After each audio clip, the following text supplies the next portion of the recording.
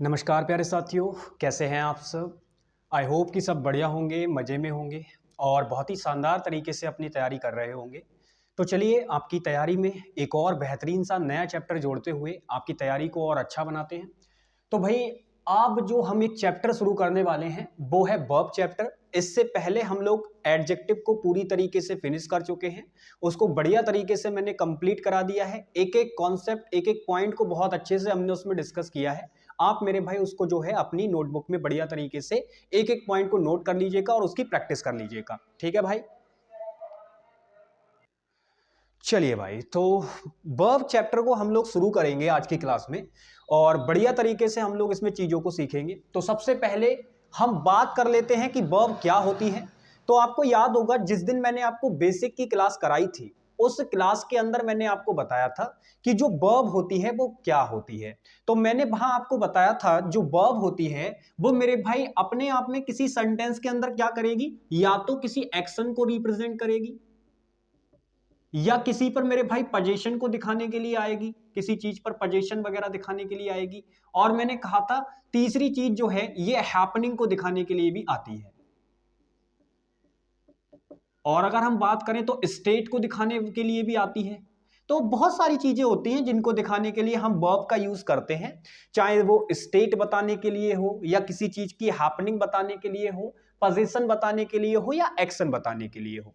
इन सभी चीजों को बताने के लिए हम मेरे भाई क्या करते हैं, वर्ब का यूज करते हैं। वर्ब को हिंदी में कहा जाता है क्रिया, यानी किए जाने वाला काम। लेकिन हमेशा काम ही नहीं होता, जब काम हो रहा होगा तो वो एक्शन वर्ब होगी, लेकिन जब वो अधिकार दिखाने के सेंस में बात कर रही होगी तो वो वहां पॉजिटिव का काम करेगी। और जब वो किसी चीज की घटना को दिखा रही होगी तो हैपनिंग वर्ब होगी। और जब मेरे भाई वो अपने आप में किसी चीज की स्टेट को बता रही होगी, अवस्था को बता रही होगी, तो वहां वो एक स्टेटिव वर्ब होगी। तो ये तो होती है वर्ब की बात बेसिक सी। लेकिन अब आपको एक बात बहुत अच्छे से पता है कि भाई जब वर्ब एक्शन करती है, जैसे मान लो मैंने एक चीज इसमें से उठा ली, इन चारों में से एक्शन।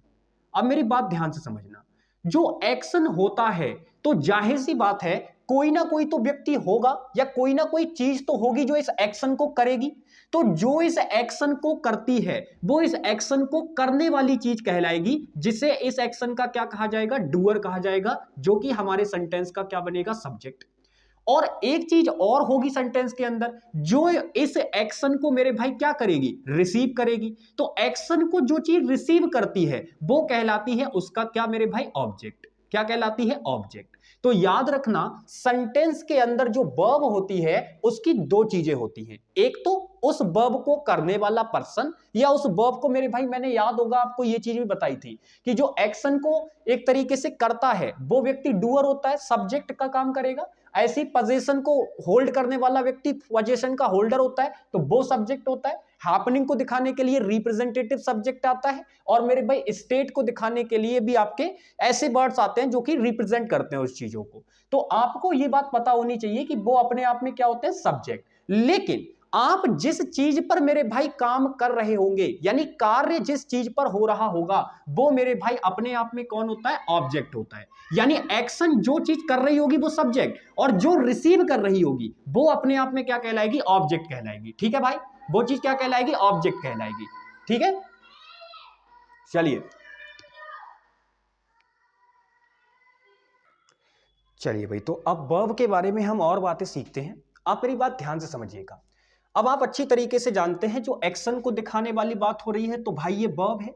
सेंटेंस का हम सबसे बेसिक स्ट्रक्चर समझते हैं और यहां से हम वर्ब के बारे में आगे बढ़ेंगे। देखिए, सेंटेंस का बेसिक स्ट्रक्चर होता है कि भाई पहले आपको एक सब्जेक्ट दे रखा होगा, फिर वर्ब दे रखी होगी, और फिर मेरे भाई आपको दे रखा होगा उस वर्ब का ऑब्जेक्ट। बाकी मैंने आपको ये बात समझा ही दी है कि सब्जेक्ट क्या होता है और ऑब्जेक्ट क्या होता है। अब आप यहां पे समझना, जो आपके सेंटेंस के अंदर जो मैक्सिमम वर्ब हो सकती है वो दो तरीके की हो सकती हैं।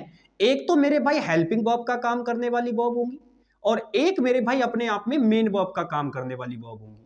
दो तरीके की वर्ब हो सकती है सेंटेंस के अंदर। एक तो वो वर्ब जो हेल्पिंग वर्ब का काम कर रही होंगी, और एक वो वर्ब जो मेन वर्ब का काम कर रही होंगी। अब यहां पे आपको ये समझना है कि जो मेन वर्ब होती है वो तो एक्शन, पोजीशन, हैपनिंग और स्टेट को दिखाती है। लेकिन सर हेल्पिंग वर्ब का क्या काम होता है सेंटेंस के अंदर, नहीं पता ना, आ जाओ बताते हैं। देखो, आप ये बात दिमाग में इतना फिट रखो कि जो मेन वर्ब होती है वो एक्शन, पोजीशन और हैपनिंग को दिखाती है कि सेंटेंस के अंदर क्या हो रहा है, उस चीज को दिखाएगी। लेकिन जो हेल्पिंग वर्ब होती है वो हमेशा मेरे भाई सेंटेंस में आती है किस चीज के लिए? टेंस आइडेंटिफिकेशन के लिए। टेंस आइडेंटिफिकेशन के लिए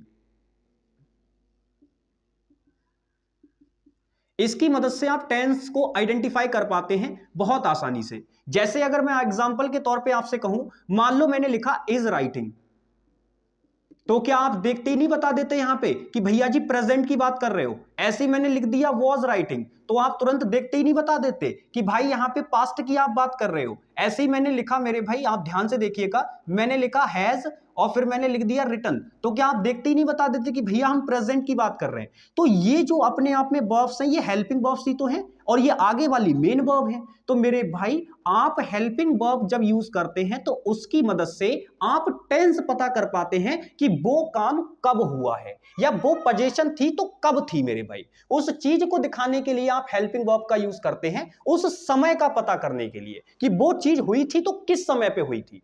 तो वो समय आपको पता चलता है जिससे कि हम टेंस आइडेंटिफिकेशन बहुत आसानी से कर पाते हैं। एग्जाम्पल के तौर पे मैंने ये बताया। अब आपके माइंड में आएगा कि भैया जी वर्ब, ये तो बात हो गई, ये समझ में आ गई कि भाई सेंटेंस के अंदर वर्ब होती है और वो दो तरीके से यूज होती है, एक तो हेल्पिंग वर्ब और एक मेन वर्ब। अब भैया जी जरा हमें ये बताओ कि ये कौन कौन से प्रकार की होती हैं। तो मैं आपको बता दूं, जो आपकी हेल्पिंग वर्ब होती है ये दो प्रकार की होती हैं। कैसे? एक तो देखो, अगर हम बात करें तो मेरे भाई एक होती है प्राइमरी प्राइमरी वर्ब्स, और एक होती है मेरे भाई आपकी मॉडल वर्ब्स। ठीक है, पहले हम इनको समझेंगे फिर मैं आपको बताऊंगा कि जो मेन वर्ब होती है वो कौन कौन सी होती है, उनको भी हम बात करेंगे। पहले आप इसको समझिए, इस वाले चार्ट को देखो। जो आपकी प्राइमरी वर्ब्स होती हैं और मॉडल वर्ब्स होती हैं, इनमें एक छोटा सा डिफरेंस होता है। जो मॉडल वर्ब होती हैं ये कभी भी आपका मेन वर्ब का काम नहीं करेंगी, ये बेचारी केवल किसका काम कर पाती हैं? हेल्पिंग वर्ब का। ये केवल केवल किसका काम कर पाएंगी? हेल्पिंग वर्ब का। ये कभी भी मेरे भाई मेन वर्ब का काम नहीं करेंगी, ये बात आपको ध्यान रखनी है। लेकिन जो प्राइमरी वर्ब्स होती हैं इनकी खासियत होती है कि ये आपकी मेरे भाई हेल्पिंग वर्ब का भी काम कर लेती हैं और ये आपकी मेन वर्ब का भी काम कर लेती है। यानी ये जो वर्ब्स होती हैं ये दोनों ही तरीके से काम कर सकती हैं, कोई दिक्कत नहीं आती। तो प्राइमरी वर्ब्स और मॉडल वर्ब्स में डिफरेंस समझ गए? हेल्पिंग वर्ब आपके सेंटेंस के अंदर दो ही तरीके की देखने को मिलेंगी, एक तो प्राइमरी वर्ब और एक मेरे भाई मॉडल वर्ब। मॉडल वर्ब और प्राइमरी वर्ब में डिफरेंस बस छोटा सा है। जो मॉडल वर्ब्स होती हैं वो केवल हेल्पिंग वर्ब का काम करती हैं, कभी भी मेन वर्ब का काम नहीं करेंगी। लेकिन जो प्राइमरी वर्ब्स होती हैं वो हेल्पिंग वर्ब का काम भी कर लेती हैं और मेन वर्ब का काम भी कर लेती हैं। अब जैसे ही मैंने आपको ये बात बताई, आपके दिमाग में तुरंत आएगा कि भैया जी मॉडल वर्ब तो हम जानते हैं, हमने बहुत सारी पढ़ रखी हैं, 13 मेन होती हैं, और भी होती हैं, पार्शियल मॉडल्स भी होते हैं आपके। एक तो कंप्लीट मॉडल होते हैं और एक पार्शियल मॉडल होते हैं। तो पार्शियल मॉडल को हम मॉडल चैप्टर में पढ़ेंगे, लेकिन यहां मैं आपको मॉडल वर्ब्स बता दूंगा कौन कौन सी होती हैं। तो आप समझिएगा, जो आपकी प्राइमरी वर्ब्स होती हैं इसमें तीन चीजें आती हैं। एक तो मेरे भाई बी की फॉर्म्स आती हैं, दूसरी चीज अगर मैं बात करूं डू की फॉर्म्स आती हैं, और तीसरी अगर मैं बात करूं तो मेरे भाई आपकी फॉर्म्स आती हैं हैव की। तो ये तीन तरीके की वर्ब होती हैं। इनकी खासियत ये होती है जब भी ये सेंटेंस में यूज होंगी तो इनकी मोस्टली फॉर्म्स ऐसी होती हैं जो कि हेल्पिंग वर्ब और मेन वर्ब दोनों का काम कर लेती हैं। ठीक है,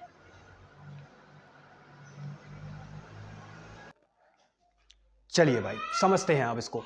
तो मैंने कहा बी, डू और हैव की फॉर्म होती हैं ये। तो ये हो गई तीनों प्राइमरी वर्ब्स, यही होती हैं। अब इसकी फॉर्म्स होती हैं कुछ, उनको आपको ध्यान रखना है, बाकी मैं अभी बताऊंगा। पहले हम बात कर लेते हैं, ये तो हो गई आपकी प्राइमरी वर्ब्स। अब इनकी फॉर्म्स होती हैं, उनको हम डिस्कस करेंगे अभी। पहले आप ये समझिए, जो मॉडल वर्ब्स होती हैं ये संख्या में होती हैं मेरे भाई 13।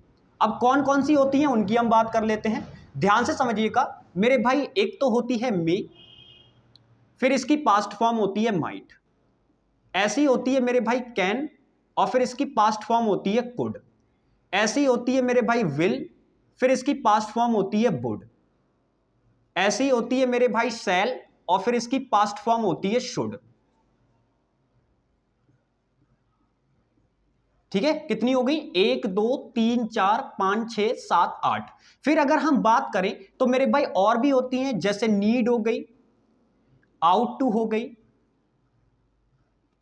डियर हो गई, ये भी होती है मेरे भाई, और दो मॉडल वर्ब और होती हैं, एक तो मस्ट होती है, और कौन सी बची, एक बच रही है, गिनो।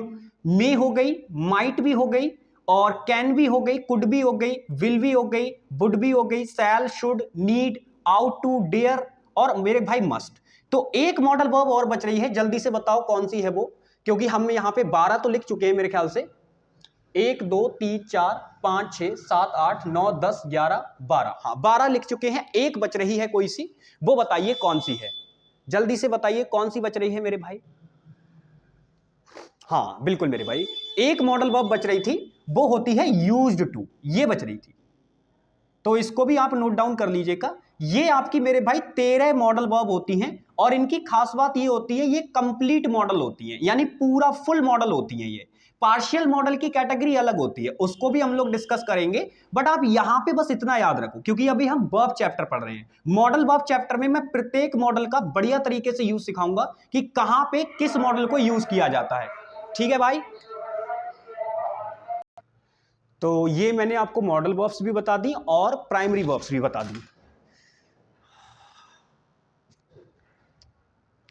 एक मिनट दीजिए, सॉरी माइक फंस गया था मेरा, अभी ये माइक फंस गया था इसमें। चलिए अब समझिए, तो मैंने कहा मॉडल वर्ब्स मेरे भाई ये होगी 13 मॉडल वर्ब्स हो गई आपकी, और ये प्राइमरी वर्ब्स हो गई। अब हम बात करते हैं, अभी हम केवल छोटी छोटी बातें जान रहे हैं, मैं इनके बारे में भी आपको बताऊंगा, इनके बारे में भी बताएंगे और इनके बारे में भी बताएंगे। पहले आप अब मेन वर्ब वाला पार्ट समझो, ये हम हेल्पिंग वर्ब वाला पार्ट समझ गए, हमें बस इतनी ही बातें समझनी है हेल्पिंग वर्ब के अंदर। अब हम समझते हैं मेन वर्ब के अंदर क्या होता है, ठीक है। मैं आइडेंटिफिकेशन भी सिखाऊंगा, अभी आप समझिएगा। और मैं आपको बता दूं, जो हमारा वर्ब चैप्टर है ये काफी बड़ा चलने वाला है, यानी इसके अंदर काफी सारी क्लासेस लगेंगी आपकी, क्योंकि मुझे मेन वर्ब को कंप्लीट लेवल पे पढ़ाना है, यानी जो वर्ब चैप्टर है इसको मुझे बहुत कंप्लीट लेवल पे आपको पढ़ाना है, ठीक है। चलिए तो आगे बढ़ते हैं, अब हम समझते हैं मेन वर्ब। देखो मेन वर्ब के अंदर बेसिकली जो आपकी वर्ब आएंगी वो मेरे भाई दो प्रकार की निकल के आएंगी। एक तो वो वर्ब जो कि मेरे भाई अपने आप में क्या होती है, ट्रांजिटिव और इंट्रांजिटिव का कॉन्सेप्ट बनता है एक तो इसके साथ में, और एक मेरे भाई जो इसके साथ में कॉन्सेप्ट बनता है वो फाइनाइट वर्ब और नॉन फाइनाइट का बनता है। तो हम दोनों ही चीजों को समझेंगे कि कौन सी क्या क्या होती हैं, दोनों ही चीजों को हम लोग समझेंगे। तो सबसे पहले आप समझिएगा, जो आपकी मेन वर्ब होती है वो मेरे भाई दो कैटेगरी के अंदर डिवाइड होती है। आपकी मेन वर्ब दो कैटेगरी के अंदर डिवाइड होती है, ध्यान से समझिएगा। पहले अगर मैं बताऊं तो जो दो कैटेगरी बनती हैं वो एक तो मेरे भाई होती है फाइनाइट वर्ब और एक होती है नॉन फाइनाइट वर्ब। एक होती है क्या मेरे भाई, नॉन फाइनाइट वर्ब, ठीक है। तो मैंने कहा कि जो मेन वर्ब होती हैं वो हमारी दो कैटेगरी में होती हैं, एक तो फाइनाइट वर्ब और एक नॉन फाइनाइट वर्ब। सबसे पहले समझते हैं कि फाइनाइट वर्ब और नॉन फाइनाइट वर्ब क्या होती है। तो मेरे भाई समझना, जो फाइनाइट वर्ब होती है इनकी खासियत होती है कि इन पर क्या होगा, जो आपका सब्जेक्ट होता है और मेरे भाई प्लस टेंस होता है, इनका इस पर प्रभाव पड़ेगा। यानी आप इसका जो इफेक्ट है वो मेरे भाई वर्ब पर देख पाएंगे।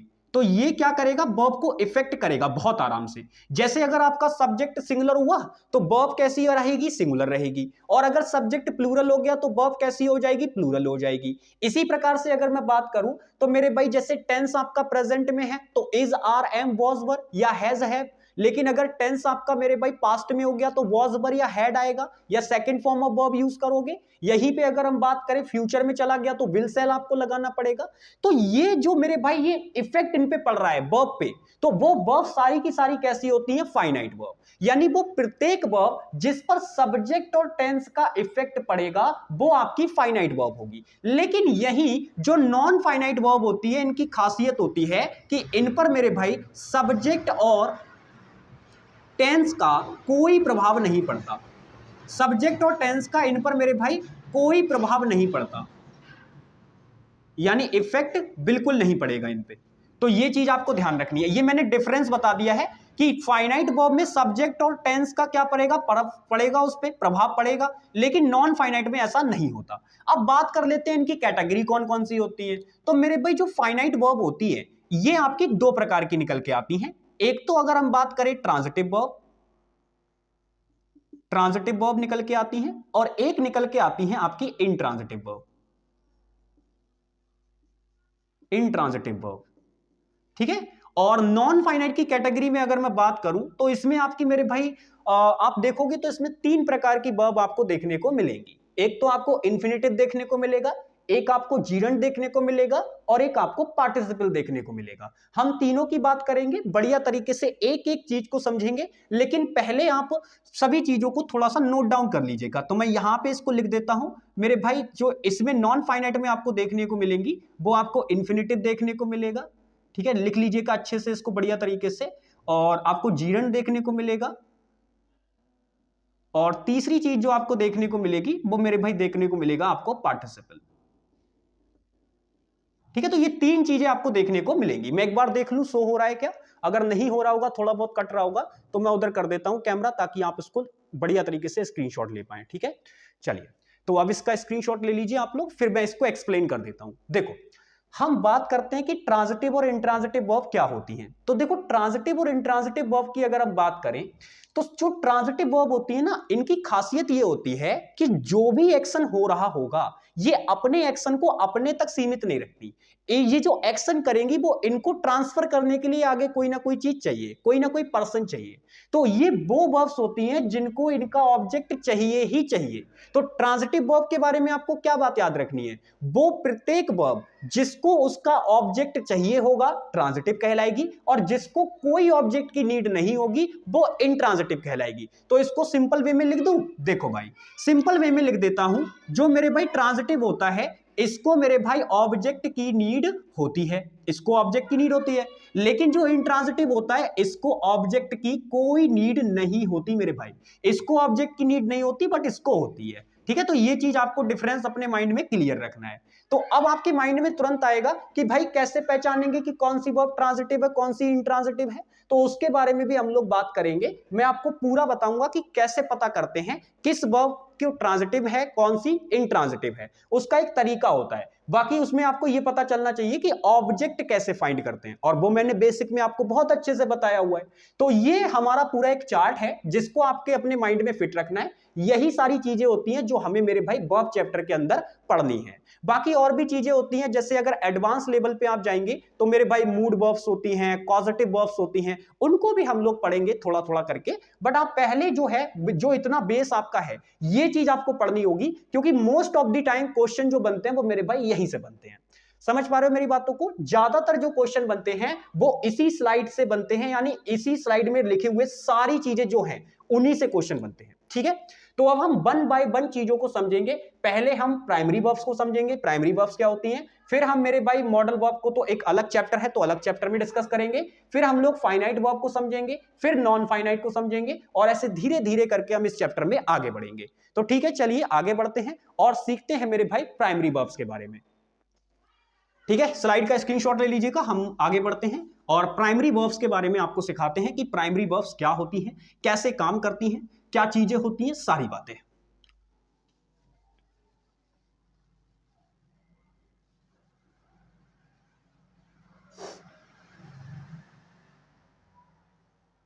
तो प्राइमरी वर्ब हेडिंग कर लीजिएगा आप लोग।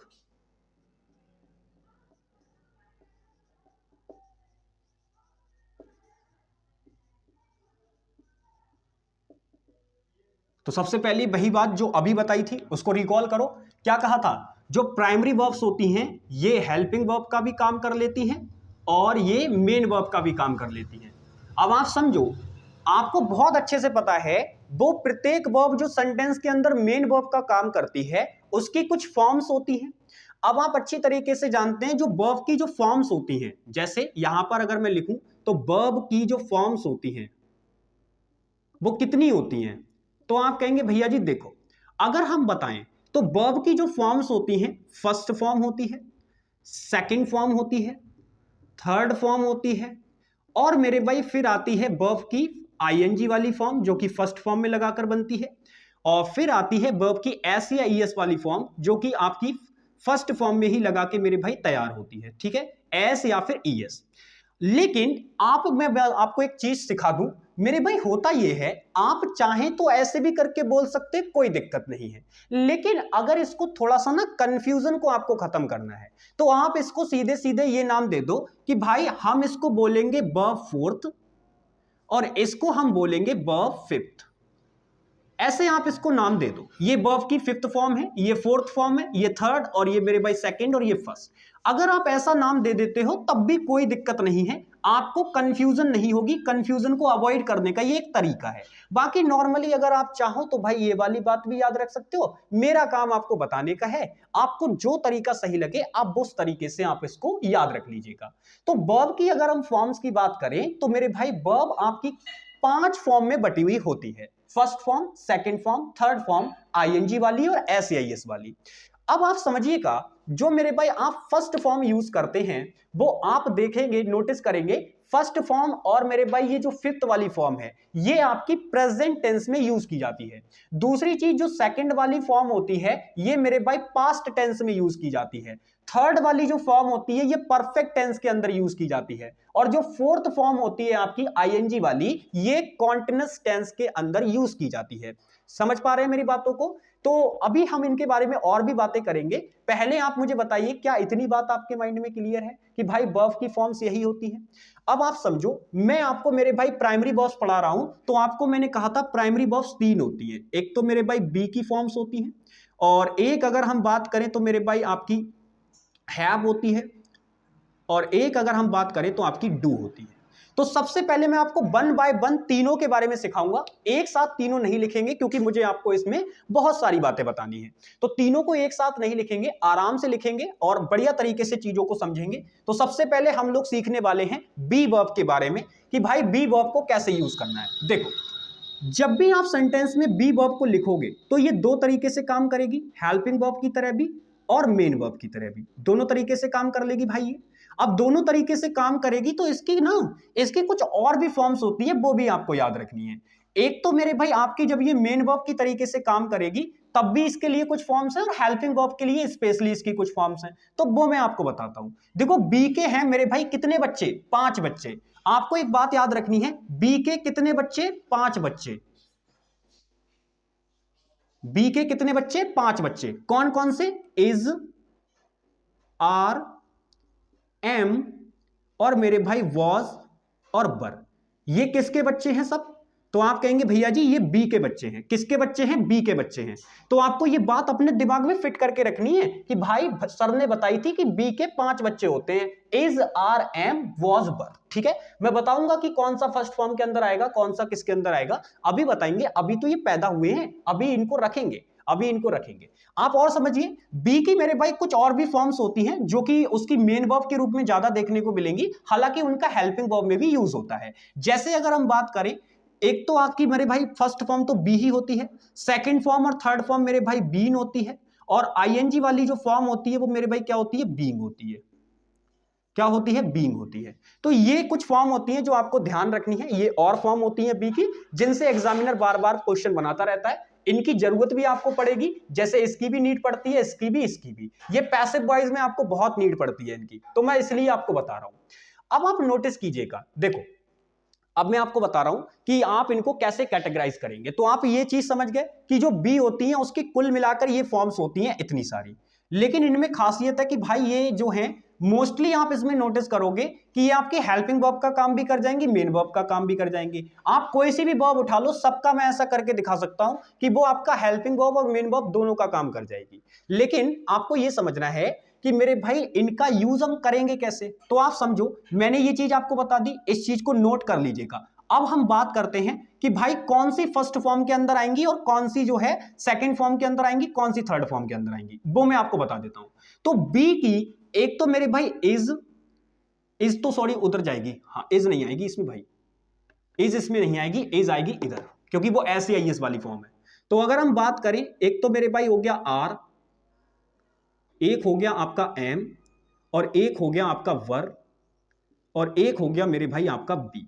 ये जो फॉर्म्स मैंने लिखी हैं, ये फॉर्म अपने आप में जो बी होती है उसकी फर्स्ट फॉर्म होती है, मतलब इनको आप यूज करोगे तो ये as a first form act कर रही होंगी। लेकिन अगर हम बात करें सेकंड फॉर्म के रूप में, तो सेकंड फॉर्म के रूप में मेरे भाई जब आप उसको यूज करेंगे तो वो मेरे भाई 2 होती हैं आपकी, एक तो मेरे भाई वॉज और एक मेरे भाई आपकी वर।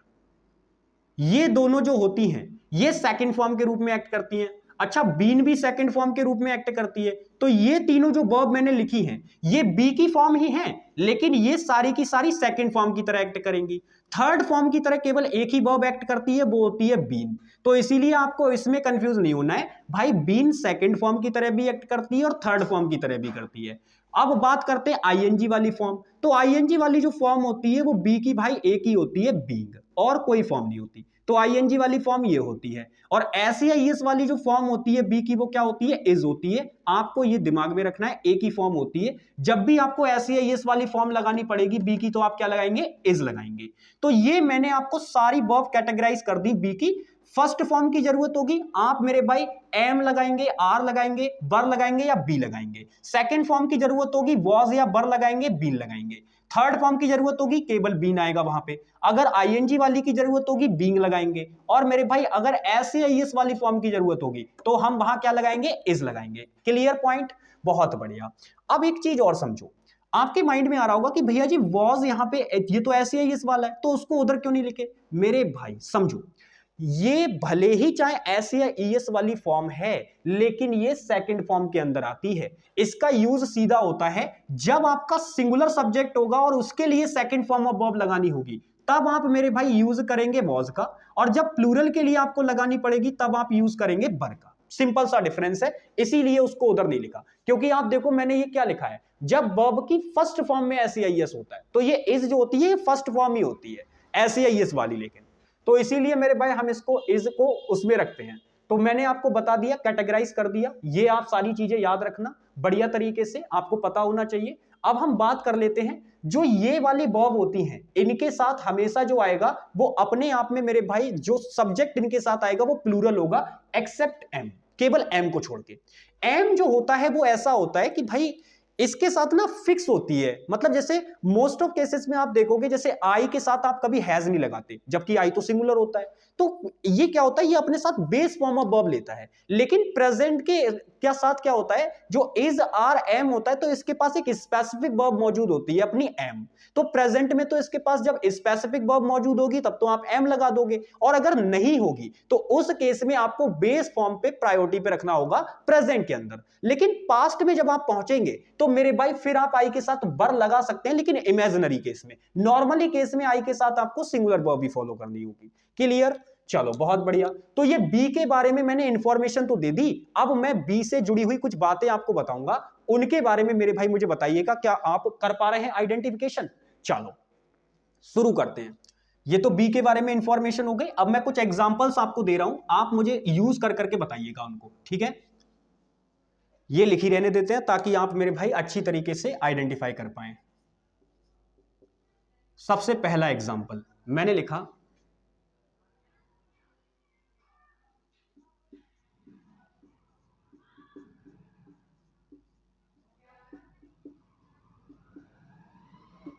जरा बताओ इसमें जो मैंने ये बी की फॉर्म यूज की है ये कौन सी फॉर्म है। तो आप कहेंगे भैया मॉडल वर्ब के बाद तो हमेशा फर्स्ट फॉर्म आती है, ये तो आपने प्रैक्टिस में कई बार बताया हुआ है। तो मेरे भाई ये जो बी की फॉर्म है यहां ये फर्स्ट फॉर्म है। क्या अपनी जरा देखकर बताओ क्या फर्स्ट फॉर्म में है, जी बिल्कुल है।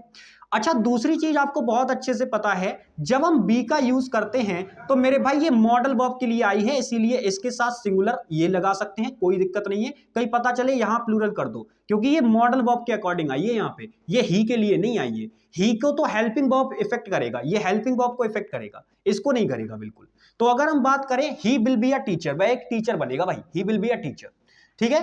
तो यहां पे अगर हम बात करें, ये मेरे भाई अपने आप में कौन सी फॉर्म है, वर्ब की फर्स्ट फॉर्म। अच्छा एक चीज और बताओ, ये काम किसका कर रही है। तो आप कहेंगे भाई देखो बिल आपकी मॉडल वर्ब है, और मैंने बताया था मॉडल वर्ब हमेशा किसका काम करेगी, हेल्पिंग वर्ब का। तो ये तो हेल्पिंग वर्ब हो गई। और मैंने कहा था सेंटेंस में दो ही प्रकार की वर्ब हो सकती हैं, या तो हेल्पिंग वर्ब या मेन वर्ब, तो और या दोनों। तो मेरे भाई यहां पे बची हुई वर्ब क्या कहलाएगी, मेन वर्ब कहलाएगी। तो यहां पे बी क्या है, अपने आप में मेन वर्ब। और मैंने क्या कहा था, प्राइमरी वर्ब्स की खासियत होती है वो हेल्पिंग वर्ब का काम भी कर लेती है और मेन वर्ब का काम भी कर लेती है। तो यहां पर ये कैसे काम कर रही है, मेन वर्ब का। आ जाओ आगे देखते हैं। दूसरी एग्जांपल की अगर मैं बात करूं तो मैंने लिखा,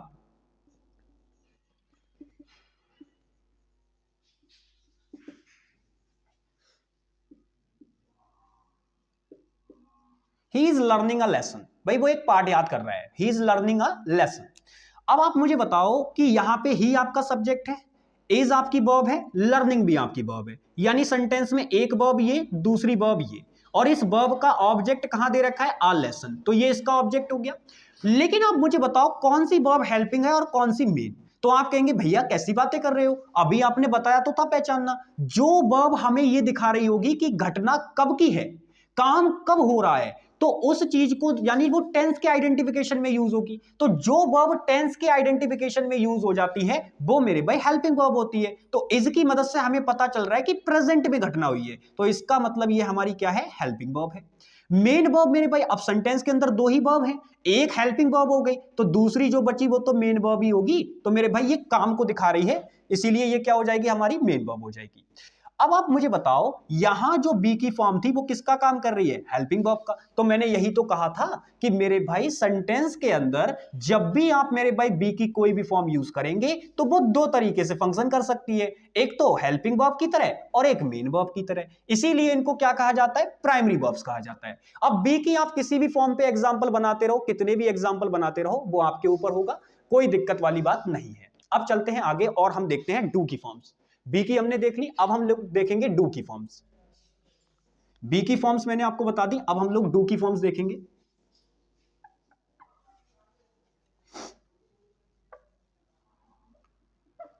चलिए डू की फॉर्म्स की बात कर लेते हैं। देखो डू की जो फॉर्म होती है वो बस आपको यही ध्यान रखना है, डू भी एक आपकी प्राइमरी वर्ब ही होती है, ये भी आपका हेल्पिंग वर्ब और मेन वर्ब दोनों तरीके से काम कर जाएगा, ये भी दोनों तरीके से काम कर सकता है। इसकी जो फर्स्ट फॉर्म होती है वो होती है मेरे भाई डज, ओ सॉरी डज लिख रहा हूं, डज तो फिफ्थ फॉर्म में आएगी भाई, देखो ध्यान से समझना।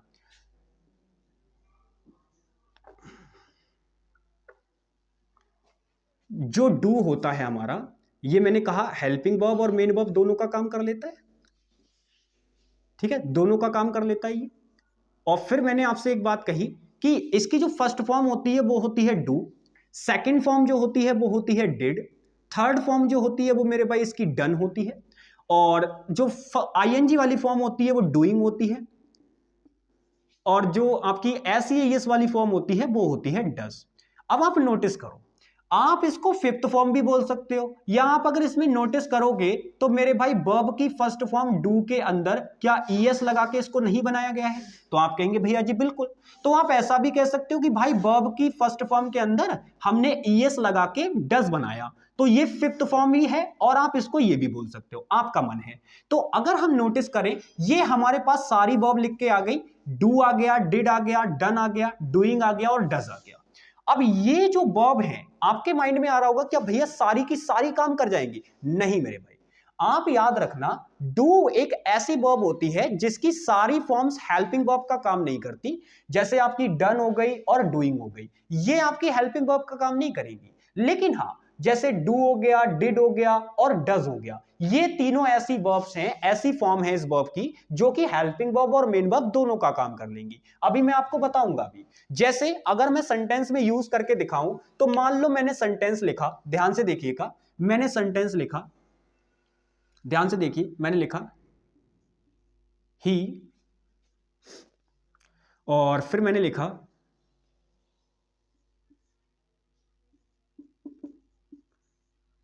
डूइंग, और फिर मैंने लिखा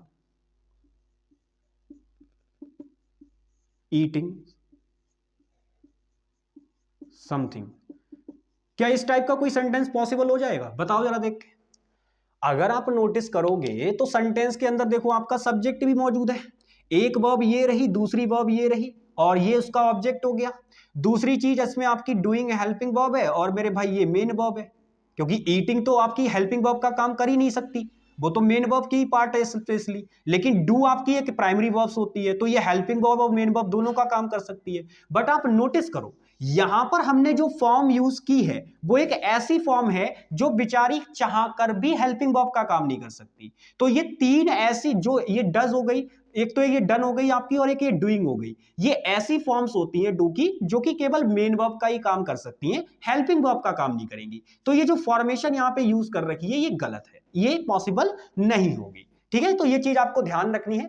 बाकी अगर हम बात करें तो मेरे भाई जैसे ये डज हो गई और आपकी ये डिड और डू, ये आपकी आराम से काम करती हैं, तो हम इनको अभी आपको बता के दिखाएंगे।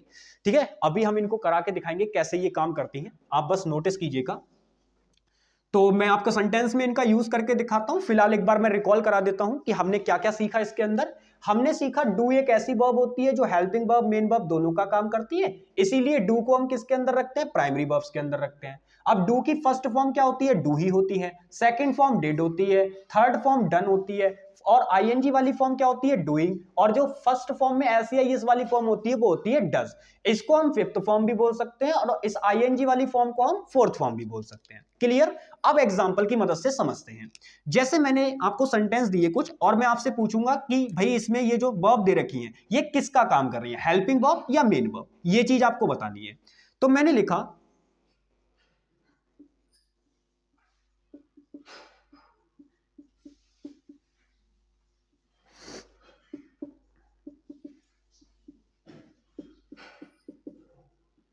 he did not learn this chapter.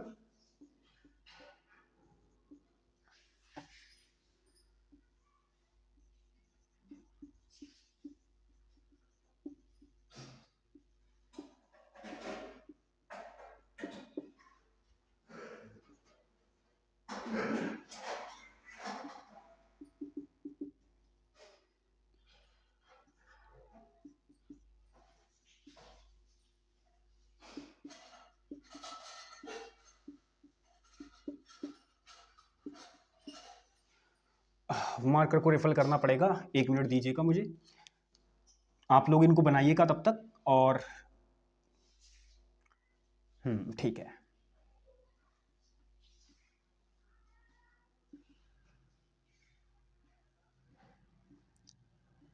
आप लोग इनको बनाइए तब तक मैं मार्कर रिफिल कर लूं। करिए जरा इनको भाई। तो चलिए भाई, कर लिए आप लोगों ने ये क्वेश्चंस, बताइए जरा। तो मुझे बताइए कि इसमें जो मैंने डू की फॉर्म्स यूज की हैं वो कौन सी फॉर्म कहां पे किस चीज का काम कर रही है, हेल्पिंग वर्ब का कि मेन वर्ब का। तो शुरू करते हैं, पहला क्वेश्चन पढ़िए, कह रहा है he did not learn this chapter. तो मेरे भाई यहां पे देखो डिड आपकी एक वर्ब और लर्न आपकी दूसरी वर्ब। अब आप अच्छी तरीके से जानते हैं कि सेंटेंस के अंदर लर्न तो केवल आपकी मेन वर्ब का ही काम कर सकती है, यानी ये यहां पे डिड क्या कर रही है, हेल्पिंग वर्ब का काम कर रही है। लेकिन कौन सी फॉर्म है, तो आप कहेंगे भैया जी ये वर्ब की सेकंड फॉर्म है, ऊपर लिखा हुआ भी है। अच्छा, इसमें बताओ, कह रहे I have not done my work. तो मेरे भाई हैव यहां एक वर्ब और डन आपकी दूसरी वर्ब। अब जरा इस सेंटेंस में मुझे बताओ कि डन किसका काम कर रही है। तो आप कहेंगे भैया जी आपने बताया था दो वर्ब ऐसी होती हैं, दो वर्ब की फॉर्म ऐसी होती है डू की, जो कि अपने आप में केवल केवल बेचारी मेन वर्ब का ही काम कर पाती है, हेल्पिंग वर्ब का काम ही नहीं कर पाती, और उनमें से एक है डन। तो यहां पर ये मेरे भाई अपने आप में क्या है, मेन वर्ब है, तो यहां पे ये मेन वर्ब का काम कर रही है। नेक्स्ट देखो, कह रहा है ही डिड इट। अब आप नोटिस करो आपके सेंटेंस में यहां केवल एक ही वर्ब है। अगर एक ही वर्ब है तो मुझे बताओ सेंटेंस के अंदर वो क्या कहलाएगी। तो आप कहेंगे भैया आपने बेसिक में बताया था कि जब सेंटेंस के अंदर एक ही वर्ब मौजूद हो तो वो अपने आप में सेंटेंस की मेन वर्ब होती है। तो मेरे भाई यहां पर ये डिड क्या है, मेन वर्ब है, यहां पर ये डिड क्या है, मेन वर्ब है। अच्छा, कौन सी फॉर्म है मेन वर्ब की, तो आप कहेंगे भैया अभी ऊपर तो बताया था सेकंड फॉर्म ऑफ वर्ब है। चलो इसमें बताओ, कह रहे आई डू दिस वर्क। तो मेरे भाई यहां पर भी तो इकलौती यही वर्ब है और कोई तो वर्ब है नहीं सेंटेंस के अंदर, इसका मतलब ये किसका काम कर रही है, मेन वर्ब का काम कर रही है। लेकिन कौन सी फॉर्म है, तो आप कहेंगे भैया डू दे रखी है, और हम बहुत अच्छे से जानते हैं डू कौन सी फॉर्म होती है, फर्स्ट फॉर्म। तो ये वर्ब की क्या है, फर्स्ट फॉर्म है। यहां पर देखो कह रहा है I am doing my work. तो मेरे भाई एम यहां पे एक वर्ब और डूइंग आपकी दूसरी वर्ब। तो मुझे बताओ इसमें डूइंग जो वर्ब है वो किसका काम कर रही है। तो आप कहेंगे भैया जी आ गई बात दिमाग में, आपने बताया था कि अगर कोई भी वर्ब अपने आप में दो वर्ब ऐसी होती हैं, इसकी डू की फॉर्म्स ऐसी होती हैं जो बेचारी चाह के भी हेल्पिंग वर्ब का काम नहीं कर पाती, वो मेन वर्ब ही होंगी। तो भाई ये डूइंग जो है यहां पे ये किसका काम कर रही है, मेन वर्ब का, क्योंकि आईएनजी वाली फॉर्म है, डू में आईएनजी लगा के बनी हुई है, तो ये क्या होगी यहां पे, मेन वर्ब होगी। तो आई होप कि आप ये आइडेंटिफिकेशन समझ पाए होंगे और कभी भी सेंटेंस में आपके सामने आएंगी तो आप बहुत आसानी से इसको आइडेंटिफाई कर लेंगे। दूसरी चीज मैं आपको एक बात बता दूं कि मेरे भाई जब भी सिंगुलर सब्जेक्ट के साथ लगाने की जरूरत पड़ेगी, मैं बता दूं सब्जेक्ट के साथ इनको कैसे यूज करते हैं। जैसे आप अगर नोटिस करोगे तो ये चीज भी अपने आप में बहुत इंपॉर्टेंट पॉइंट है जो मैं बताने जा रहा हूं, क्योंकि इससे एसएससी क्वेश्चन बनाती रहती है और बच्चे इसको समझते हैं कि अरे ये तो बहुत छोटी सी बात है, क्या ही सीखेंगे इसको। और मैं जानता हूं मोस्टली बच्चों को ये चीज पता भी है, लेकिन मेरा काम बताने का है, कंप्लीट बैच करा रहा हूं इसलिए सारी बातें बताऊंगा। ध्यान से देखो, जो डू होता है ये मेरे भाई हमेशा जब भी आएगा तो ये प्लूरल सब्जेक्ट के साथ आएगा, यानी आपका सब्जेक्ट प्लूरल होना चाहिए तभी आप इस वर्ब को यूज करेंगे। हां, कुछ और वर्ब होती है मूड वर्ब के सेंस में भाई बात अलग हो जाती है, वो वर्ब एडवांस का टॉपिक है, उसके बारे में बात करेंगे तब वहां बात होगी। नॉर्मली आप समझो यहां पे तो डू का यूज आप कब करेंगे, जब सब्जेक्ट आपका प्लूरल होगा। डिड की खासियत होती है ये चाहे सब्जेक्ट आपका प्लूरल हो या सिंगुलर हो भाई, ये भेदभाव नहीं करता, ये सबके साथ आ जाता है, ये सबके साथ आ जाता है। अच्छा, डन की अगर हम बात करें तो भाई ये तो थर्ड फॉर्म है, ये तो हेल्पिंग वर्ब का काम ही नहीं करेगा, तो इसके साथ तो कोई दिक्कत ही नहीं। ये तो थर्ड फॉर्म होगी, घटाक से आ जाएगा उसके साथ, तो इसके साथ तो नहीं, ना ही इसके साथ कोई दिक्कत है। लेकिन डज आप याद रखना, ये डज आप तभी यूज करेंगे जब मेरे भाई आपका जो सब्जेक्ट होगा वो कैसा होगा, सिंगुलर होगा। तो सिंगुलर सब्जेक्ट के साथ आप किसका यूज करेंगे, डज का यूज करेंगे। ये पॉइंट आपके माइंड में क्लियर होना चाहिए। मैंने आपको डू डिड डन का जो है डू डिड और डज कहां कहां यूज किया जाता है ये मैंने बता दिया। अच्छा, इसी प्रकार से मैं बी की भी फॉर्म्स बता देता हूं। देखो, आपको याद होगा बी की फॉर्म जब मैं बता रहा था तो उसमें आप नोट कर लेना, वहीं पे कर लेना या यहीं पे कर लेना। इसमें अगर सब्जेक्ट को आपको यूज करना हो तो आप कैसे करेंगे, तो मेरी बात समझिए। देखो, जो हमारी इज आर एम वाली वर्ब थी, इज का यूज आप करेंगे सिंगुलर सब्जेक्ट के साथ, सिंगुलर सब्जेक्ट के साथ। आर का आप यूज करेंगे मेरे भाई प्लूरल सब्जेक्ट के साथ, ठीक है। एम का यूज करेंगे स्पेशली किसके लिए, आई के लिए। वॉज का यूज करेंगे आप सिंगुलर सब्जेक्ट के लिए, ठीक है। बर का जो यूज करेंगे आप मेरे भाई वो प्लूरल सब्जेक्ट के लिए करेंगे। तो ये चीजें अपने माइंड में क्लियर रखिएगा यहां से, क्योंकि क्वेश्चन बार बार एसएससी बनाती रहती है, तो इसीलिए मैं आपको बता रहा हूं। इस चीज को भी आप यहीं पे नोट कर लीजिएगा, ठीक है। तो एग्जाम्पल लिखने के बाद एक पॉइंट बनाइएगा कि जो प्राइमरी वर्ब्स होती हैं वो सब्जेक्ट के अनुसार कैसे यूज की जाती है। तो ये पॉइंट अपने दिमाग में बना लीजिएगा, प्राइमरी वर्ब्स सब्जेक्ट के अनुसार। ये पॉइंट बना के ना फिर इसको नोट कर लीजिएगा। वो एग्जाम्पल लिखने के बाद फिर ये पॉइंट बनाइएगा और इसके नीचे ये चीजें करिएगा जो मैंने आपको ये सब्जेक्ट बताए बनाना, कि कौन सी वर्ब के साथ कौन सा सब्जेक्ट आएगा, तो वो उसके हिसाब से कर लीजिएगा इसको फिर, ठीक है। नोट कर लीजिएगा बढ़िया तरीके से। चलिए एग्जाम्पल भी करा दूं इसके। लो देखो, जैसे मैंने यहां पे लिखा ही, और फिर मैंने लिखा डू, और फिर मैंने लिखा हिज, और फिर मैंने लिखा वर्क। तो आप नोटिस करो, इसमें मैंने ही सब्जेक्ट रखा। अब आप अच्छी तरीके से जानते हैं ही का मतलब होता है वह, और मेरे भाई ये आपका एक सिंगुलर सब्जेक्ट है। अब भाई सिंगुलर सब्जेक्ट है तो सिंगुलर सब्जेक्ट के साथ तो सिंगुलर वर्ब आनी चाहिए। और आप नोटिस करो, अभी मैंने आपको बताया कि डू तो प्लूरल के साथ आता है, तो भाई डू नहीं आएगा, डज आएगा। तो हम क्या बोलेंगे, ही डू हिज वर्क नहीं बोलेंगे, ही डज हिज वर्क बोलेंगे, क्योंकि आपको सिंगुलर सब्जेक्ट के लिए सिंगुलर वर्ब लगानी होगी। तो सिंगुलर सब्जेक्ट के लिए डज आता है, ना कि डू। ऐसे करके आप एग्जाम्पल जो है अपने माइंड में क्रिएट कर सकते हैं, ठीक है भाई। और अपनी नोटबुक में और भी बना के लिख सकते हैं, कोई दिक्कत नहीं है। चलिए अब हम लोग चलते हैं तीसरी आपकी जो एक तरीके से वर्ब है। हमने बी पढ़ ली, हमने डू भी पढ़ ली, अब हम लोग मेरे भाई देखेंगे हैव के बारे में। वैसे तो अगर एकेडमिक पर्पस से जाओगे तो फिर तो बहुत सारी चीजें भाई, एकेडमिक पर्पस से नहीं सीखना, हमको कॉम्पिटिटिव एग्जाम में जितना जरूरत है उतनी चीजें हम लोग देखेंगे केवल।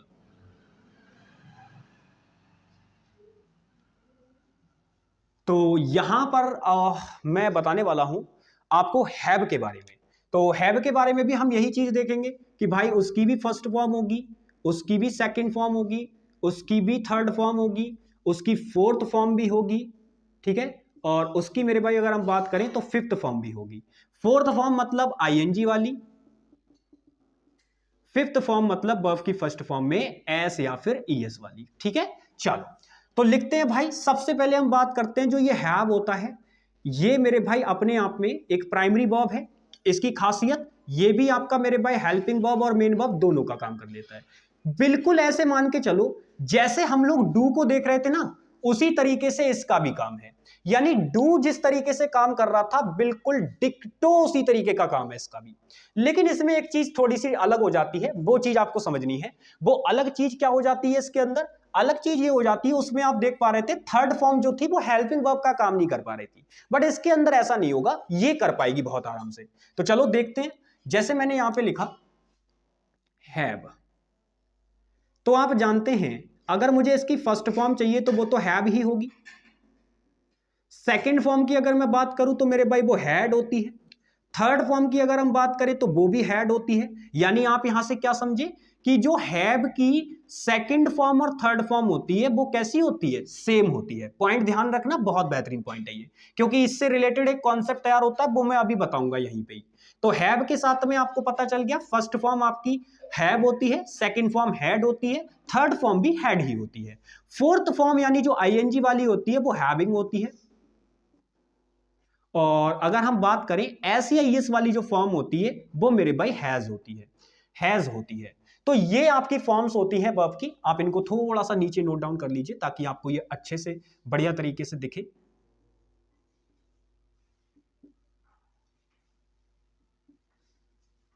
ठीक है, ये चीज है, तो इस तरीके से इसको नोट डाउन कर लीजिएगा। तो ये मैंने आपको बता दी, आप अच्छी तरीके से इनको समझ चुके हैं कि ये फर्स्ट फॉर्म होती है हैव, हैड, और आपकी सेकंड फॉर्म थर्ड फॉर्म दोनों होती है। हैविंग आईएनजी वाली होती है और हैज आपकी एस या एस वाली फॉर्म होती है।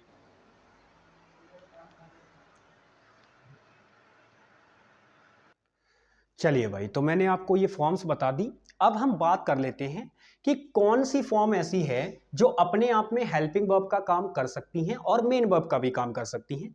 तो आप याद रखना, जिस वर्ब को मेरे भाई मैं ब्लैक बॉक्स में बंद कर रहा हूं, ये एक ऐसी वर्ब है जो केवल मेरे भाई किसका काम करती है, मेन वर्ब का।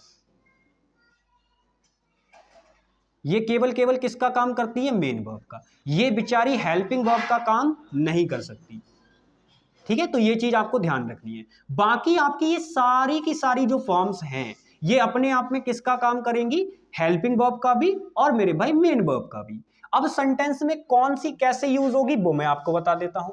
तो सब्जेक्ट के अनुसार हम कौन सा किसको कैसे यूज करेंगे वो मैं आपको समझाता हूं। देखो, सब्जेक्ट के अनुसार जब आप इनको यूज करोगे, सब्जेक्ट के अकॉर्डिंग, तो कैसे यूज करेंगे सब्जेक्ट के अकॉर्डिंग, याद रखना जो हैव होता है ये मेरे भाई आपका किसके लिए आएगा, प्लूरल सब्जेक्ट के लिए। जो हैव होगा ये किसके लिए आएगा, प्लूरल सब्जेक्ट के लिए। हैड कभी भेदभाव नहीं करता, ये आपका मेरे भाई सिंगुलर के लिए भी आ जाएगा और ये आपका प्लूरल के लिए भी आ जाएगा। क्योंकि आपको दिमाग में ये बात क्लियर रखना है, जो वर्ब की सेकंड फॉर्म होती है ये कोई भेदभाव नहीं करती, ये सिंगुलर सब्जेक्ट और प्लूरल सब्जेक्ट दोनों के साथ आ जाती है। हैड का भी सेम काम है भाई, क्योंकि हैड जो होता है वो बिना हेल्पिंग वर्ब के तो आएगा नहीं। आप ये याद रखना, जो आपकी ये थर्ड फॉर्म होती है और आईएनजी वाली फॉर्म होती है, जब ये सेंटेंस में मेन वर्ब का काम कर रही होंगी तो आपको मेरे भाई इनके पहले कोई ना कोई हेल्पिंग वर्ब लगानी पड़ेगी, तभी आप सेंटेंस में थर्ड फॉर्म लगा सकते हैं, अदरवाइज फॉर्मेशन पॉसिबल ही नहीं होगा। ऐसे ही आपका आईएनजी वाली फॉर्म का भी सेम है, अगर आपको वर्ब की फर्स्ट फॉर्म में आईएनजी लगानी है तो वो मेन वर्ब का काम करेगी। तो भाई इससे पहले भी आपको कोई ना कोई हेल्पिंग वर्ब लगानी पड़ेगी और इसके बाद फिर आप जो है आईएनजी वाली फॉर्म को लगा पाएंगे, अदरवाइज मेरे भाई यूज नहीं कर पाएंगे, वो गलत फॉर्मेशन होगी। ठीक है, तो ये चीज आपको ध्यान रखनी है। तो भाई इसके साथ तो कोई दिक्कत ही नहीं है, ये तो सिंगुलर प्लूरल दोनों के साथ आ जाएगा। हैज की अगर हम बात करें तो ये मेरे भाई किसके लिए आता है, सिंगुलर सब्जेक्ट के लिए। ये किसके लिए आता है, सिंगुलर सब्जेक्ट के लिए। ये मैं इसलिए सिखा रहा हूं क्योंकि इनसे क्वेश्चन बनते हैं, आप नोटिस करोगे सीधे सीधे क्वेश्चन पूछता है इनसे। आपका हैव जो है वो प्लूरल सब्जेक्ट के लिए आता है, लेकिन अगर मैं यहीं पे क्वेश्चन लिख दूं, ध्यान से देखिएगा, मैंने लिखा दे हैज डन दिस। अब जरा बताओ इसमें गलती क्या है, इस क्वेश्चन में क्या गलती है। तो आप कहेंगे भैया जी बिल्कुल छोटी सी गलती है, अभी तो आपने बताया। यहां पे नोटिस करो, दे आपका सब्जेक्ट है। अब भाई सब्जेक्ट तो हमारा प्लूरल है, अगर सब्जेक्ट प्लूरल है तो वर्ब भी तो प्लूरल आएगी। तो यहां तो हैज लगा रखी है, हैज के साथ तो सिंगुलर सब्जेक्ट होता है, तो हो गई गलती। प्लूरल सब्जेक्ट किसके साथ होता है, हैव के साथ, तो यहां हैव आएगी। ऐसे गलतियां बनाता है एग्जामिनर, और मैं ऐसा इसलिए पढ़ा रहा हूं क्योंकि मेरे भाई बनाता है एग्जामिनर गलतियां। आप चेक करना, प्रीवियस ईयर पेपर उठा के देखना आप पिछले 2-3 साल के, और उसमें मुझे देख के बताना क्या ऐसे क्वेश्चन नहीं पूछती एसएससी, ऐसे बार बार क्वेश्चन पूछती है। इस पे पता नहीं कितनी बार क्वेश्चन बनाया ऐसे कॉन्सेप्ट पे कि भाई आपको सब्जेक्ट के अकॉर्डिंग वर्ब लगानी होती है, सिंगुलर सब्जेक्ट के लिए सिंगुलर वर्ब, प्लूरल सब्जेक्ट के लिए प्लूरल वर्ब, लेकिन आपको पता तो होना चाहिए कि कौन सी सिंगुलर है कौन सी प्लूरल है। तो वो चीजें मैंने आपको सारी लिख दी है, बस बढ़िया तरीके से इनको अपने दिमाग में फिट कर लेना, ठीक है भाई। तो ये मैंने एग्जाम्पल भी दे दिया इसका, बाकी आपके दिमाग में जितने एग्जाम्पल हो आप उतने बना लो, बिल्कुल ठीक है, कोई दिक्कत नहीं है, ठीक है ना, समझ में आ गई बात। चलो बहुत बढ़िया।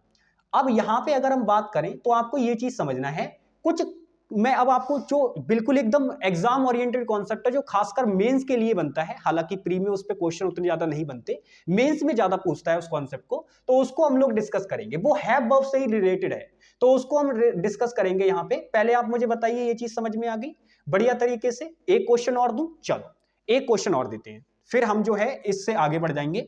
एक क्वेश्चन मैं छोटा सा और लिख रहा हूं आपके लिए, आप मुझे बताइएगा इसमें क्या गड़बड़ है। मैंने लिखा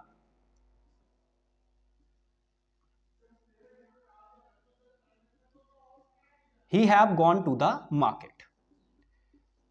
अब जरा इसमें बताओ क्या गड़बड़ है? तो आप कहेंगे भैया बिल्कुल वही बात, अब आपका ही कौन है? सिंगुलर सब्जेक्ट है, तो भाई सिंगुलर सब्जेक्ट के साथ तो सिंगुलर वर्ब आनी चाहिए, बट आप तो हैव लगा दिया, हैव तो प्लूरल सब्जेक्ट के साथ आता है, तो हो गई गलती, यहां पे हैव नहीं आएगा, क्या आएगा? हैज आएगा। तो ऐसी छोटी छोटी गलतियां बनाता है, तो इनको आप ध्यान रखिएगा। अब इसको मैं इरेज करने जा रहा हूं, क्योंकि मैं यहां पे हैव वर्ब से ही जुड़ा एक बेहतरीन कॉन्सेप्ट आपको बताने जा रहा हूं, जिसको हम यहीं पे बता के आगे बढ़ जाएंगे, क्योंकि वो बहुत इंपॉर्टेंट है। तो चलिए यहीं पे उसको डिस्कस करते हैं जल्दी से, और फिर हम आज के सेशन को बाइंड अप कर देंगे, क्योंकि प्राइमरी वर्ब्स के बारे में मुझे जितना पढ़ाना था मेरे अकॉर्डिंग वो मैं कंप्लीट कर चुका हूं। कल हम लोग मेरे भाई शुरू करेंगे जो एक तरीके से मेन वर्ब्स वाला चैप्टर होता है, यानी मेन वर्ब वाला जो पार्ट होता है उसको हम लोग शुरू करेंगे कल की क्लास में, ठीक है ना? तो चलिए शुरू करते हैं, समझते हैं।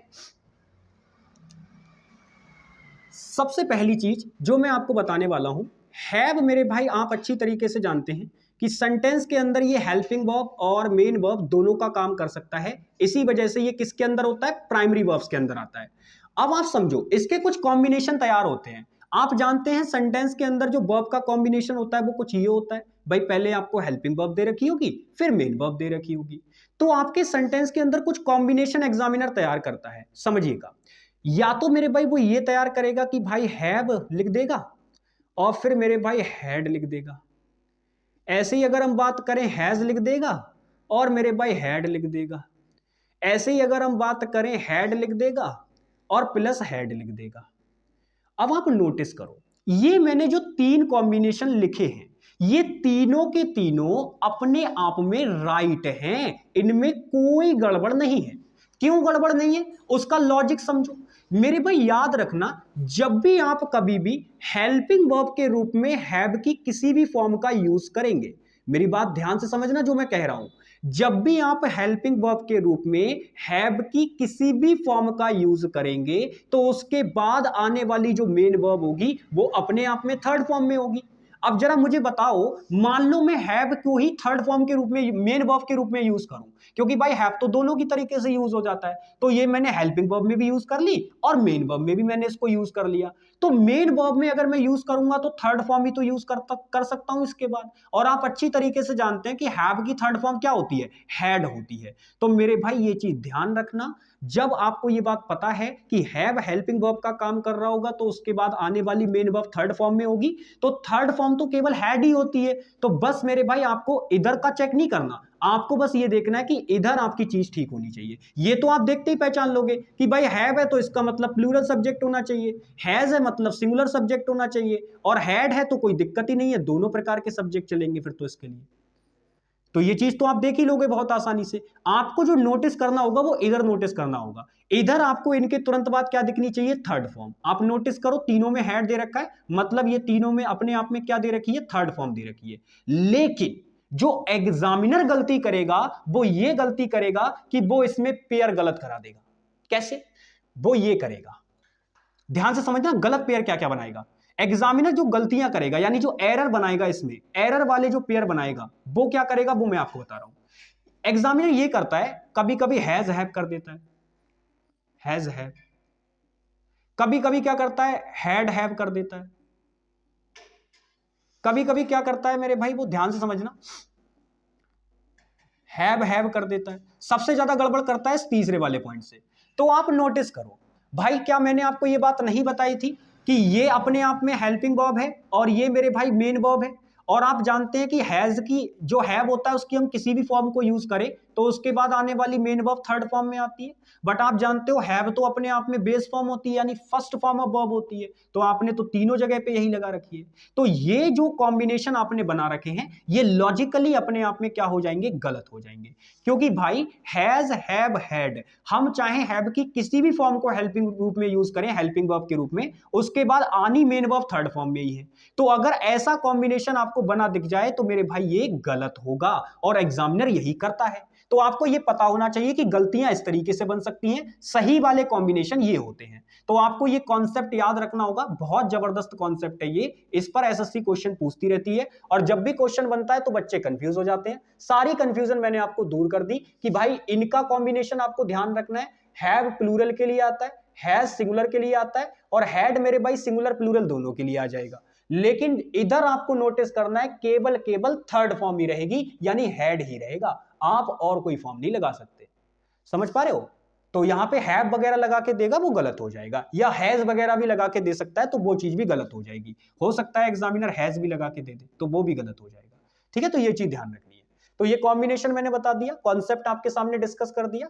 अब मैं मुश्किल से आपके सामने 2 से 3 प्रश्न रखूंगा और आप मुझे बताइएगा कि उनमें आप गलतियां कैसे पहचानेंगे। ठीक है भाई, चलो अब आपके कॉन्सेप्ट की प्रैक्टिस की बात कर लेते हैं। तो इरेज कर दूं भाई, कॉन्सेप्ट नोट कर लेना, स्क्रीनशॉट ले लेना, आगे बढ़ते हैं।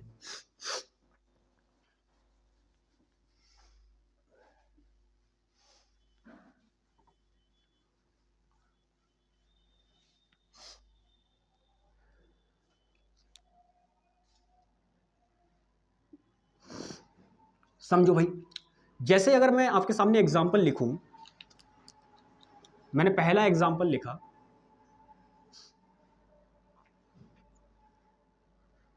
सबसे पहले समझो जब ये हैव मेन वर्ब का काम करती है, पहले आप ये बात समझो, जब हैव मेन वर्ब का काम करती है तो इसके मीनिंग कई सारे निकलते हैं। एक तो पोजीशन के सेंस में इसका मीनिंग आता है, पोजीशन के सेंस में ये मीनिंग करती है। दूसरी चीज अगर हम बात करें, ये रिलेशन को शो करने के सेंस में भी मीनिंग करती है, यानी रिलेशन बताने के लिए भी इसका यूज किया जाता है। तीसरी चीज अगर मैं बात करूं तो टाइम स्पेंड करने के सेंस में भी इसका मीनिंग जो है किया जाता है, टाइम स्पेंड करने के सेंस में। और चौथा इसका अगर मैं आपको मीनिंग बताऊं तो मेरे भाई खाने और पीने के सेंस में भी हम इसका यूज करते हैं, खाने और पीने के सेंस में भी हम इसका यूज करते हैं। और चौथा अगर मैं आपको इसका यूज बताऊं तो मेरे भाई एक तरीके से मजे करने के सेंस में भी इसका यूज किया जाता है। अगर आप किसी जगह एंजॉय वगैरह कर रहे हैं तो मजे करने में भी मेरे भाई इसका यूज किया जाता है। अब जो मैंने ये यूज आपके सामने रखे हैं ये मेरे भाई वो यूज हैं हैव वर्ब के जो कि आपको देखने को मिलेंगे। तो मेरे भाई मेरे बात दिमाग में फिट करके रख लेना, जब भी हैव मेन वर्ब का काम कर रही होगी तो इसके अलावा उसका और कोई मीनिंग सेंटेंस में नहीं होगा, ये मैं आपको बता देता हूं। तो अब आप समझो, जैसे मैंने सेंटेंस में कहा, ध्यान से देखिएगा, मैंने कहा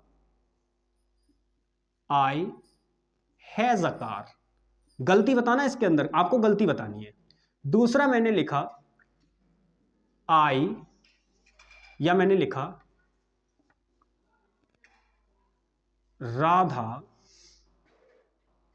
हैज 2 ब्रदर्स।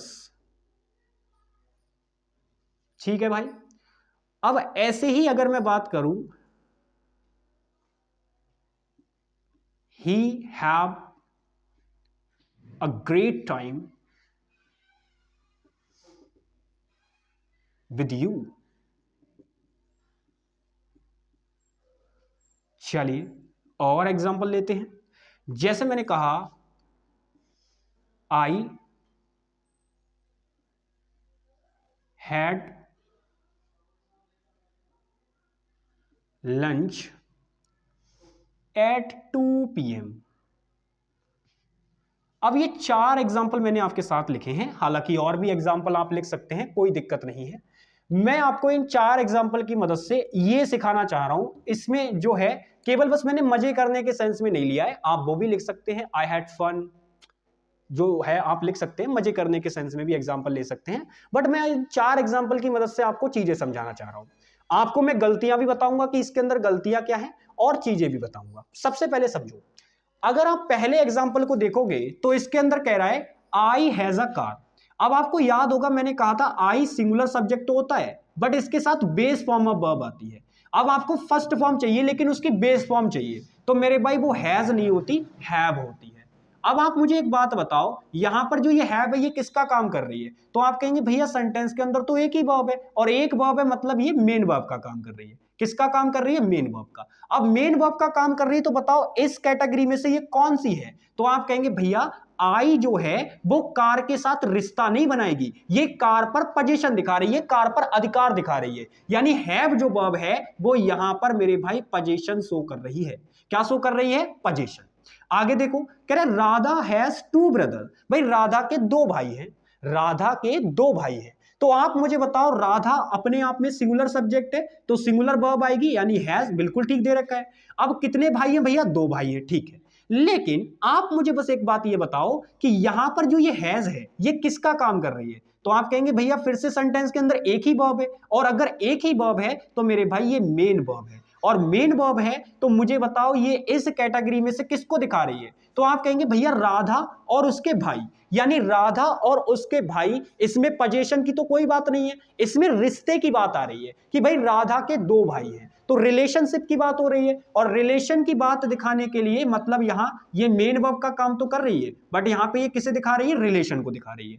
आगे देखो, कह रहा है ही have a great time with you. भाई उसने आपके साथ बहुत अच्छा समय बिताया, he had a great time. ठीक है, तो अब आप नोटिस कीजिए यहां पे मैंने हैव लगा रखा है बट आप नोटिस करो ही तो सिंगुलर सब्जेक्ट होता है। अब भाई सिंगुलर सब्जेक्ट होता है तो इसके साथ आने वाली वर्ब भी तो सिंगुलर आएगी, बट आपने तो हैव लगा रखा है, तो ये तो गलत हो गया भाई। अब हैव तो नहीं आएगा, हैव नहीं आएगा तो क्या आएगा? हैज आएगा। तो हम बोलेंगे he has a great time with you. But लेकिन आप मुझे बताइए कि ये हैज मेन वर्ब का अगर काम कर रही है तो भाई इन तीनों में से कौन सी कैटेगरी में है? तो आप कहेंगे अरे भैया जी क्यों मजे ले रहे हो, आपने कहा था टाइम स्पेंड करने के सेंस में भी इसको यूज किया जाता है जब ये मेन वर्ब का काम करती है। तो यहां पे टाइम की ही तो बात हो रही है, यानी समय बिताने की बात हो रही है। तो मेरे भाई यहां पे ये टाइम स्पेंड करने के सेंस में यूज है। अब आगे देखो, कह रहे I had lunch at 2 PM। भाई मैंने 2 बजे के टाइम खाना खाया। तो यहां पर मुझे बताओ कि ये जो हैड वर्ब है ये किसका काम कर रही है? तो आप फिर से वही बात कहेंगे कि भैया यहां पे अगर आप नोटिस करोगे तो हैड आपकी एकमात्र इकलौती वर्ब है जो कि अपने आप में भाई इकलौती है सेंटेंस के अंदर। सेंटेंस के अंदर जब एक ही वर्ब होती है और इकलौती होती है तो वो किसका काम करती है? तो आप कहेंगे भैया मेन वर्ब का। तो ये हैड वर्ब यहां पे क्या है? मेन वर्ब है। अगर ये मेन वर्ब है तो मेरे भाई मुझे बताओ ये इसमें से किस कैटेगरी के अंदर है? तो आप कहेंगे भैया जी देखो आपने कहा था खाने पीने के सेंस में भी हम इसको यूज कर सकते हैं। अब लंच को तो खाया जाता है ना, इसका मतलब ये यहां पे एट के सेंस में है, ईट के सेंस में है, खाने के सेंस में है। अच्छा मुझे बताओ कौन सी फॉर्म ऑफ वर्ब है यहां पे अगर ये मेन वर्ब है?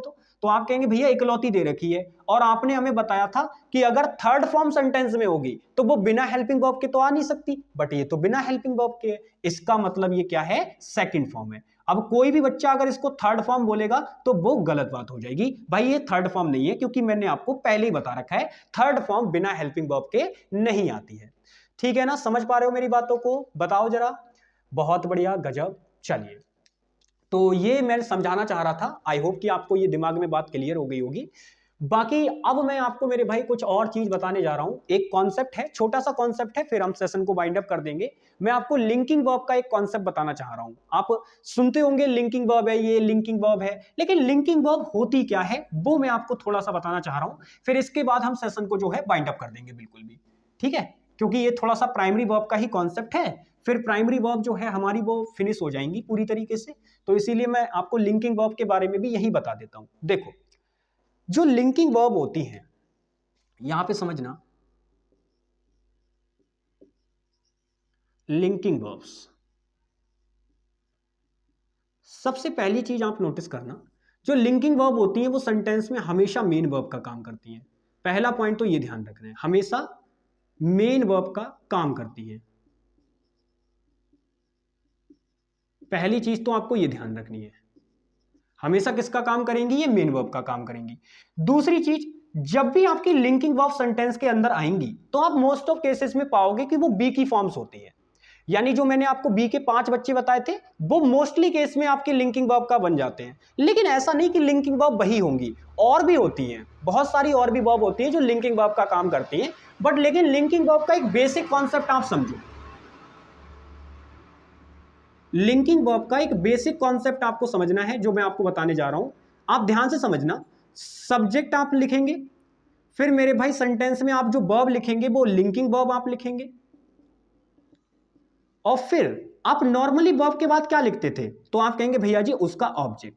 बट आप समझना मेरी बात को, इस केस में क्या होता है, जो लिंकिंग वर्ब होती हैं ये अपने बाद अपना ऑब्जेक्ट नहीं लेती, बल्कि ये क्या करती हैं कि ये इनका जो सब्जेक्ट होता है, इनका ये जो सब्जेक्ट होता है, ये इस सब्जेक्ट के बारे में जो आगे यहां ऑब्जेक्ट आना चाहिए, तो ये ऑब्जेक्ट ना लेकर इस सब्जेक्ट के बारे में यहां पे क्या रख देती हैं, इंफॉर्मेशन रख देती हैं। क्या रख देती हैं, इंफॉर्मेशन। अब नोटिस करना, आप मुझे बताओ, क्या मैंने आपको एडजेक्टिव में एक बात नहीं बताई थी कि भाई सब्जेक्ट के बारे में वो प्रत्येक वर्ड जो सब्जेक्ट के बारे में कोई इंफॉर्मेशन दे या कोई डिटेल बताए वो अपने आप में एडजेक्टिव होता है। तो आप मुझे बताइए, अगर सब्जेक्ट के बारे में मैं कोई इंफॉर्मेशन दूंगा तो यानी वो वर्ड अपने आप में आने वाला क्या होगा यहां पे, तो आप कहेंगे भैया एडजेक्टिव होगा। अब समझना, अगर एडजेक्टिव एक वर्ड के रूप में दे रखा होगा तब तो हम नॉर्मली बोल देंगे कि वो क्या है, एडजेक्टिव है।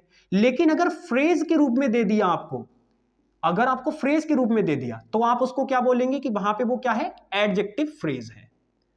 क्योंकि हम फ्रेज को ऐसे नहीं डायरेक्ट नहीं बोलते कि ये फ्रेज है, ये इस चीज की फ्रेज है, ये एडजेक्टिव फ्रेज है, ये नाउन फ्रेज है, या ये वर्ब फ्रेज है, ऐसे डायरेक्ट नहीं बोलते।